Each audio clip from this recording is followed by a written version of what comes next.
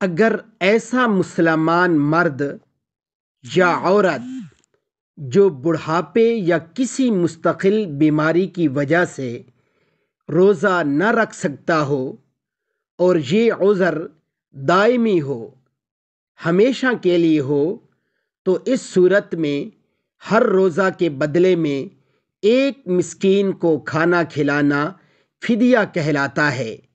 اللہ تعالیٰ کا ارشاد گرامی ہے وَعَلَى الَّذِينَ يُطِيقُونَهُ فِدْيَةٌ طَعَامُ مِسْكِينٍ فَمَن تَطَوَّعَ خَيْرًا فَهُوَ خَيْرٌ لَهُ۔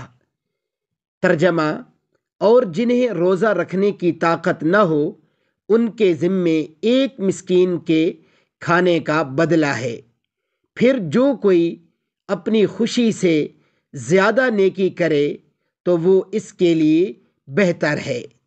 اللہ رب العزت ہمیں صحیح طور پر شریعت کو سمجھنے کی، پھر اس پر عمل پیرا ہونے کی توفیق عطا فرمائے۔